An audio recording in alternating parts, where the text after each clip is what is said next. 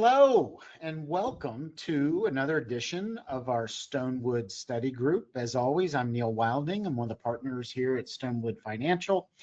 And I want to welcome you. Thank you so much for joining me today.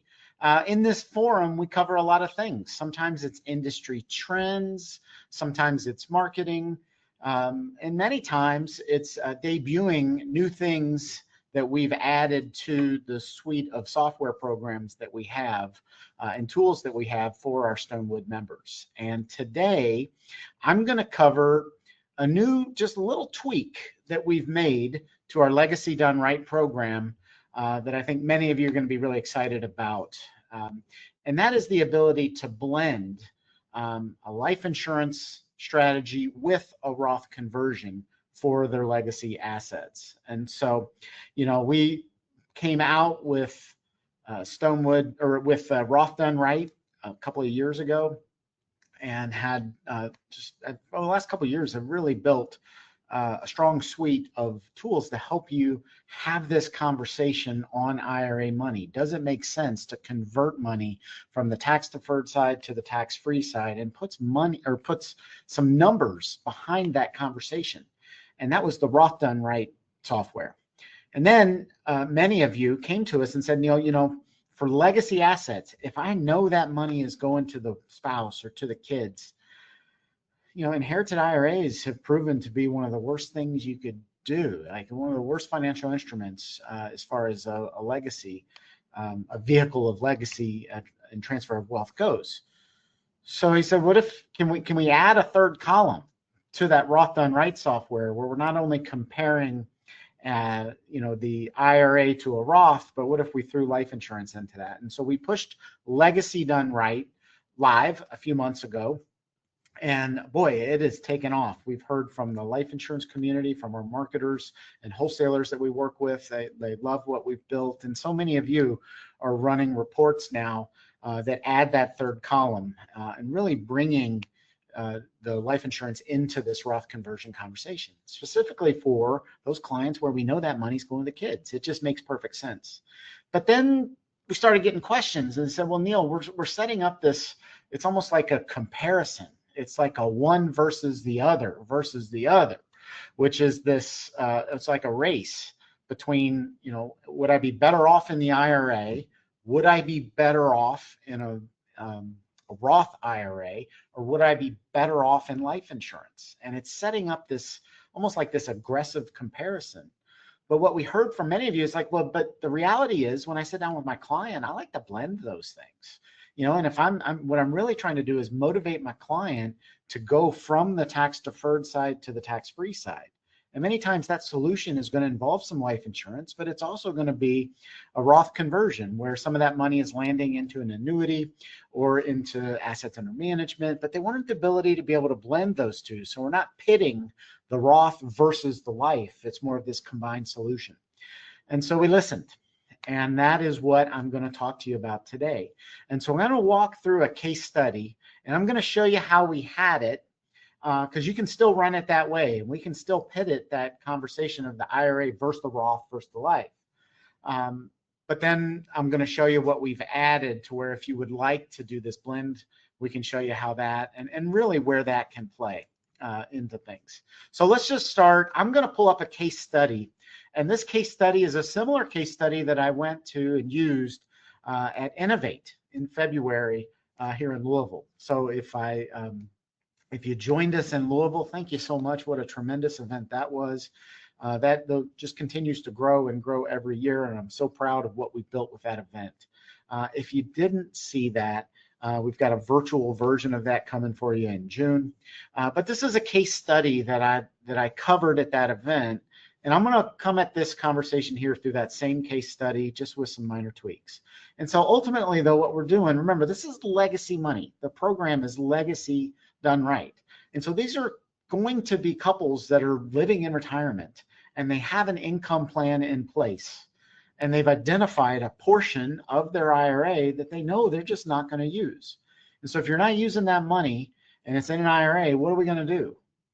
Well, we're probably going to have to go through the RMD process. And so So what this case study is going to do is going to look at the impact of those RMDs on your client's tax and IRMA situation, and then look and see if it makes sense to do something different. So in my case here, 67-year-old couple, let's just say they just retired and they've got a healthy amount of money in their IRA, 2.5 million. And my examples are big. I get it. This is, boy, wouldn't it be nice if every client had 2.5 million sitting in an IRA that needed somebody to help with. But when you start talking about taxes, when you start introducing some of the marketing strategies that we have in place, these are the type of clients that come in the door. So client 2.5 million, and we're just looking at a portion of the money. So we'll call it 500,000. So basically 20% of this client's IRA. They already know, you know what, that's going to the wife, that's going to the kids, whatever it may be. And so this particular couple, again, they're in retirement. So their current effective tax rate in this example is just over 15%. And I'm going to assume a 6% growth rate. And that's going to be for the IRA and the Roth. And then, of course, the life insurance results will be based on an illustration. But I think it's important to understand that the analysis that we're putting forth is really on the decision to go tax deferred versus tax free. And so by having the growth rate the same for both columns, what that does is it neutralizes the growth aspect of it.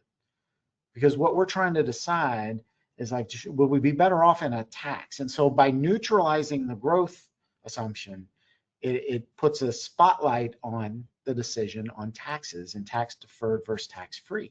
And so the numbers are even more evident when we take this assumption on what decisions we can make from a tax perspective.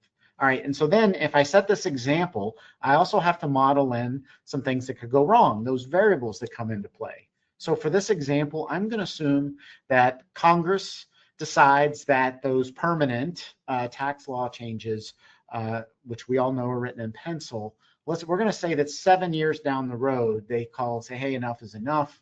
We actually need more revenue.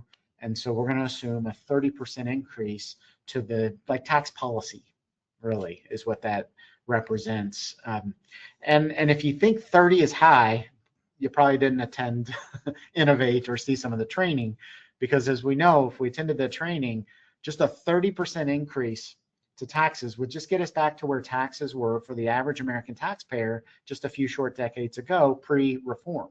So if we're worried about taxes going up, really 30% is, I'm not saying that's what it's going to be, but history dictates that is what a representative number could be. So I'm going to assume taxes are higher by 30% starting in the 7th year. Again, these are just assumptions in the software. When you go run your own examples, you plug in whatever you like. I'm going to assume that those IRMA surcharges, which we all know are going up at a clip every year, and I'm going to assume it's at 6%. We've updated some research on that says that since IRMA's been around, that's been a double-digit number increase. Here more recently, last year it was 9.1. The year before that, it was 5.9.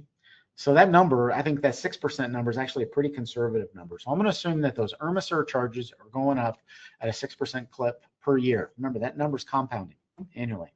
And then I'm going to assume the heirs tax rate is a 30% increase. What I like to model in there is the widow's penalty. And we've also in our training, we've talked about how we get to that 30% increase.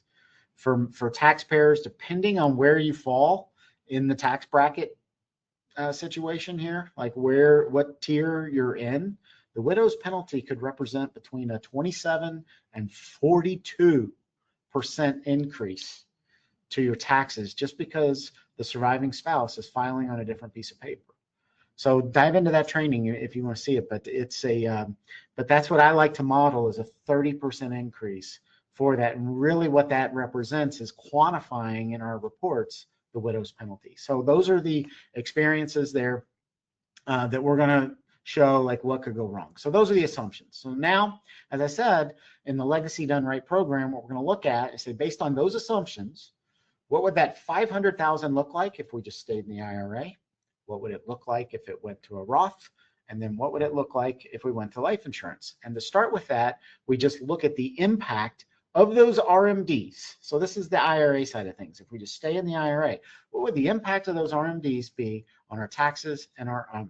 And I go in and the report, you run the report, you plug in your information, and this is what you get. And this is a very quick summary page of just that. Like, what is the impact of those RMDs on your tax situation if you just keep the money in the IRA? Well, that $500,000 would generate $463,000 worth of income taxes alone, but also generate another $58,000 in IRMA surcharges. So your total retirement tax bill, $521,000. I like to call that my cost of deferral. Now, what's the cost of conversion? Well, the cost of conversion, you'd have to pay $118,000 according to this example. That includes, like, we're taking that current tax rate, but we all know that if we're going to do a conversion and we're adding $100,000, in this case, we're going $100,000 a year. I don't know if I mentioned that, but $500,000, not doing it all at once. We're going to spread it out over 5 years, but we still might have some tax draft. And in this example, we do. And so the taxes would be $118,000. That's income taxes, conversion taxes, whatever you want to call them. And it would generate some surcharges. IRMA surcharges, 14 grand. And that's not the total surcharges that they would pay in either scenario. Those are the surcharges, the additional surcharges generated from when either the RMD hits or when the conversion hits. It's the surcharges generated just from that piece of the money. So again, so for my clients trying to make a decision between tax deferred, tax free, clearly keeping the IRA is going to propose or present a tax problem and an IRMA problem. And I kind of think of it as this cost of deferral versus the cost of conversion. And real simple, like, you tell me, like, which mountain you want to climb, right? Now, immediately, some of you are saying, if you're seeing this for the first time, I bet you're definitely saying, yeah, but, like, those are the taxes and those are the surcharges, but what about the time value of money, right? Are we being truly fair in this comparison? Because obviously in those tax deferrals, that growth is happening, like, there's some benefits to the deferral that we need to analyze. And so in order to do that, we go into this analysis, and we do this year over year. And we look at the total wealth generated. So it's not just the impact of taxes and IRMA, but ultimately, when we're looking at legacy money, we got to keep our eyes on the prize. And in this case, if it's legacy money, the prize is, like, how much wealth does it generate for the IRA owner while they're alive and their heir when they inherit the money? So in order to do that, we have to add up the distributions, whether they're coming as an IRA distribution or through a conversion. We got to back out the taxes that they would have to pay and that. And we're just going to count up all of the distributions over the lifetime they would have. And then we would look at the remaining IRA balance. And this is why that heir's tax rate's important, right? Because we also have to assume, if we're going to do a fair comparison of an IRA to a tax deferred asset, one of those has been taxed, one of them hasn't. But if we're going to do a fair comparison, we have to show it eventually getting taxed. And so for the IRA money, like, so even for legacy money, those IRAs are eventually going to get taxed, and the heirs are going to have to pay that tax. So we have to net out the amount of money that goes in their pocket is impacted by tax bill as well. So that's why we calculate that heirs tax rate. And so we're going to do a year-by-year analysis, and we're going to add up the total distributions and whatever's left, and we're going to tax that money so we can look year in and year out. That's going to give me a couple of things. It's going to give me that year-by-year analysis. It's going to give me a break-even analysis. It's going to tell me at what point does the tax-free solution become the better idea. But then it also helps us understand the time value of money and how each instrument and what it's worth as the decision is unfolding. So here we have, and again, we're just in this Legacy Done Right program. I haven't even gotten to the cool tweak that we've made yet. So so for the life insurance part of it, I'm just going to show a 5-pay IUL. The Legacy Done Right software will tell you exactly how much to run that illustration for. I'm saying I got 500 grand. I know that money's going to get taxed over 5 years. So now I can, using the software, I can put forth a realistic, reasonable tax and IRMA budget, so I know how much money's left over to go in the life policy. And I know that's always one of the tricky things here in executing this. So the software is going to help you do that. In this case, what do we have? We got, like, again, 100 grand over 5 years. 73 of that's going into the life policy over 5 years. It's fully funded in 5 years. I can get a death benefit and obviously go to the marketplace. I went to one and I was able to get a death benefit just under 650,000. Now that is in an accumulation-based product, so that death benefit will go up with the corridor as there is performance that dictates it. But let's look at this. Let's look at the break-even analysis. So first, if we just keep the money in the IRA, and these are all after taxes. So if you die in the first year, that means the analysis is over, right? So maybe we've done 1 year of the Roth conversion, but the rest of the money's in the IRA. In this case, all the money's in the IRA. It's all taxed at that heirs tax rate, right? So it's worth what, 424 year in and year out. Those are the values of doing nothing. So now we're going to compare that to the Roth. And so if we go through a Roth conversion, what I'm going to see here, by the way, ignore the shading on that. That comes into play here in a minute. But ignore the shading. What you really want to look at, if we're just comparing the IRA to the Roth, it's like at what point is the Roth worth more than the IRA? In fact, if you look at this, what is it, the first 6 years, the IRA is going to be more valuable than if we went to the Roth. But by the time we get into the 7th year, and in this case, age 74, the Roth is going to be the far better solution to the IRA. And we got this break even. But where someone might take objection to that, it's like, yeah, but man, I'm paying that tax up front. That's an investment. Like at some point I got to break even, right?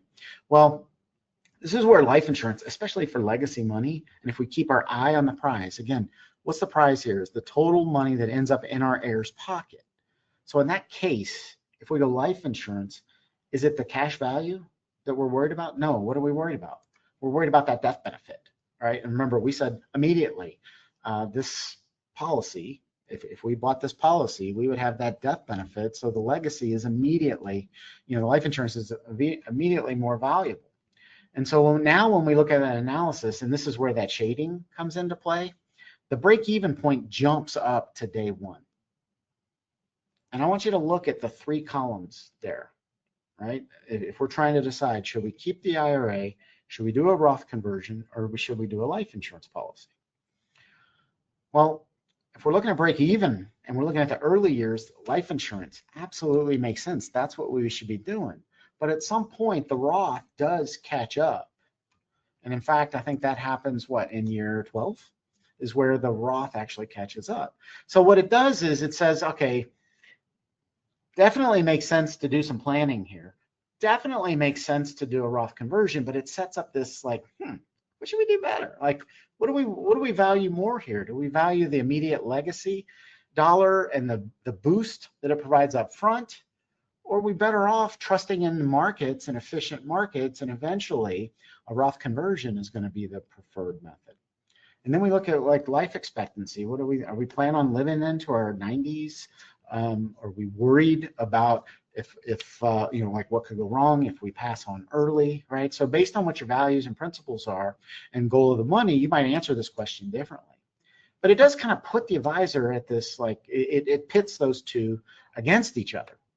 And you even see that in the the summary here, right? It kind of pits those tax-free options against each other.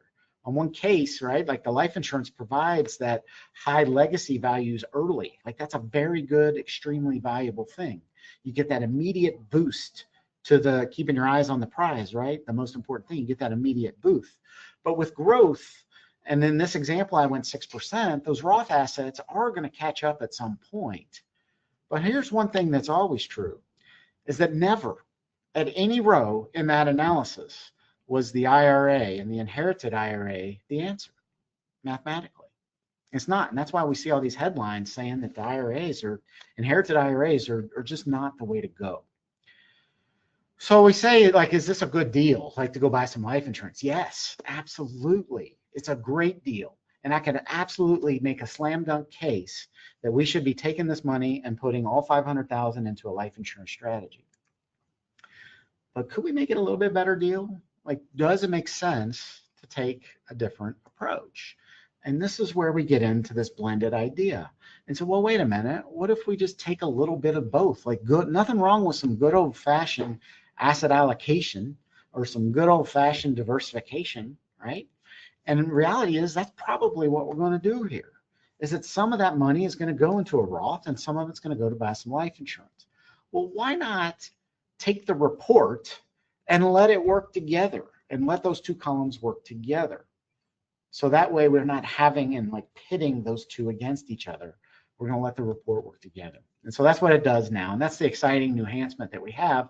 And we achieve that by just adding one simple little question, I guess technically two, into the wizard, which is, would you like to, on the tax-free side, instead of just all or nothing in a Roth or life insurance, would you like to blend it? And if you say yes, then that's where we ask that second question, like, okay, what's the blend look like? Are we going to go 50-50 here? Are we going to go 40-60, whatever it may be?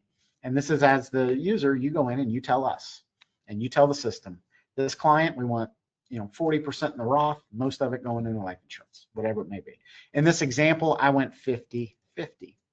And so why would we go through this process? Like, why blend them? Well, for one, you get the life insurance column. Remember those results. You get the life insurance for that immediate break even. What's the number one objection to a Roth conversion? I don't want to pay the tax. And why do they want to pay the tax? Like, they think they got to pay the tax. They think of it as this investment that at some point they have to earn back. Well, the life insurance, you get that right away. And you can take, in this example, a $500,000 legacy, pay the tax, and yet enhance the legacy from day one. An extremely powerful objection killer from when we're using a life insurance, as long as we truly understand the purpose of the money. And two, the Roth conversion, like we like to use that for the growth potential, right? Because eventually, assuming there is growth, the Roth might cap up to where if your client does live later on, into their late 80s, early 90s, or even longer, then the Roth is going to eventually be the better deal, assuming markets are efficient. So this is why it's so nice to be able to blend those two and kind of get the best of both worlds. And what you have there is some good old-fashioned tax-free diversification. Okay. So let's see what that looks like now. So now, instead of pitting the IRA versus the Roth versus the life, now what we're doing is we're just saying we're pitting a decision or like two sides to a different decision against each other. The decision to just keep this money in the IRA, which means when it's inherited, it will become an inherited IRA, and compare that to this tax-free alternative that we're looking at. So the keep the IRA column is the same as it was before, right? Those are the IRA assets year by year, what they would be worth after taxes if inherited by a beneficiary. Now, again, so the death benefit that I'm able to get, remember, only half the money's going in.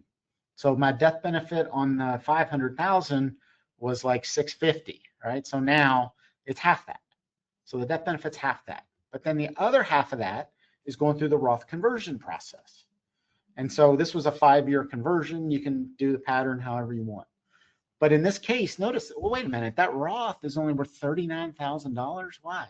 Well, if it's a 5-year conversion, that means 80% of the money hasn't been converted yet. But is that money real? Yeah, like it's there. So we need to account for that as well. So we've got these funds that have yet to be converted that are part of the equation. Those are technically still tax deferred because we haven't converted them yet. But the number you see on the screen is an after-tax number. So we are comparing true apples to apples here. Now, the question we get pretty often is like, well, wait a minute, why does that funds yet to be converted never go to zero? And the reason we do that is, we've identified 500,000 as a strategy. And if we're going to be buying life insurance, we need a finite number there. Now, the funds earn interest while we're converting them. And you can decide as an advisor whether to convert the interest or not. In this example, we just assume that the interest is not converted, so it just stays. And so what you'll see there is that it kind of goes down, right? So the funds yet to be converted go down a little bit over time. because we're paying the insurance and we're doing the conversion. But then at some point, the interest, all you have left is interest, and then that interest starts to grow. And so that's why you see that U shape in the values. But the net, when you combine them all, look at what you have here. Like, this is not complex at all. Like, when you put those two together and you're trying to decide, and what are we looking at here? We're not looking at how the individual pieces are working. I'm just looking big picture. Would I be better off if I kept the IRA, or if I went through that strategy of doing the, in this case, a 50-50 blend of a Roth conversion and buying some life insurance? And at any point in the solution, is the number on the left bigger than the number on the right? No. And so it just becomes an open and shut slam dunk case. And like I said, we're just doing some good old-fashioned asset allocation here. And so the reports are going to allow this to happen for you. And we like to summarize it. And this is output from the Legacy Done Right program. And you see here, we're just looking 5 year, 1 year in the future, 5 years in the future, 10 years into the future. On the left is keep the IRA. On the right, you've got that big value. And then we just kind of summarize it for you on how much of that's Roth money, how much of it's death benefit, and then those funds yet to be converted. And so it just provides a nice, simple way for you to look at, have a conversation with a client saying, listen, we know this is legacy money. We know that we're trying to protect against Congress changing the rules on your taxes. We know that you have an RMD problem. You have an IRMA problem. But ultimately, this is money that's going to the kids. And so what if we set up this program, and it's just a tax-free approach? And what if we're able to just pay those taxes now while we're on the right tax form, right? We're married filing joint, and before the widow's penalty creeps in, and before other risks can creep in. Let's go ahead and pay those taxes now and look and see. And we're going to use some of that money, and we'll do a Roth conversion, and some of that money is going to buy some life insurance. And we're going to make sure from day one, we have a higher legacy to your heirs than if we just kept that money in the IRA. Proves to be pretty powerful. And in that case, what are we doing? We're minimizing the RMD problem, minimizing the IRMA problem, and ultimately maximizing the total wealth generated for the client. So if this is something you're interested in seeing, grab that QR code, or maybe better yet, just go in there and do it yourself. As I was going on to this call, I just had slides prepared, and Alec begged me. He said, Neil, listen, if you're going to do this, if you're going to show, I'm happy to do coaching calls. And that's why his coaching link is there. So if you want to get on, and he can show you how to do that. But he says, Neil, why you got them? Why don't you just show them what the system looks like? So I'm going to do that. Like on the fly here, I'm going to pull up the website. And I'm just going to show you how easy it is to do this. And this is dangerous. I'm living dangerously here. Let's see if I'm still logged in. I am. Good news. And so this is where you might have to look at my right ear a little bit, because I'm going to go over to the screen. But if you want to do a Legacy Done Right blend, you go in, you build a client file like you always do. I've already done one, so I'm just going to go into edit just because I want you to see what the wizard looks like. So in it, always we name our scenario. We ask you whether you would like the system to calculate your tax rates, or if you're not sure what some of the income of your client is, you could just go in and say, you know what, I'm going to pick 20% as a tax rate, running at that. You can do that as well. But here's where the input has changed. This is the client information. That stayed the same. Here's where we added that question. And so your total IRA here, conversion amount here, again, all the same. Growth rate 10%. Who's doing that? No, let's go more like 6. But here's where that question is right now, right here. And the question is, will this conversion fund a Roth IRA life insurance blend? Now, if every dollar of the conversion is going ultimately into life insurance, the answer to that question is no. But if we want to kind of take this approach, what I was talking about here, boom, we just go yes. There's that new question. How much of it's going into Roth? Oh, 50. Okay, it auto solves the other 50. It's that complex 100 minus math that we're doing there. But anyway, it's a very easy wizard to do. And the rest of it's all the same. Nothing changes here. Nothing changes there. And there's all of our assumptions. And then boom, we get to the life insurance part. And we're going to say, what's our premium pattern? Are we doing a 5-pay? Are we doing a 10-pay? What are we doing here? Well, we're just doing a 5-pay. If you already have your illustration, great. If you don't have an illustration yet, even better, you just put no to that, and it'll take you to that instructions document to tell you exactly how to structure the life insurance. So I am going to pause there. I mean, I'm telling you, it's that easy to go ahead and run these reports. I hope that you appreciate that. I'm going to unshare my screen here. And now you just got me as I wrap this up. Again, I appreciate all of you. Thank you so much for being a Stonewood member. It is you all that makes what I do worth it. I love coming into work every day, and I love talking to you.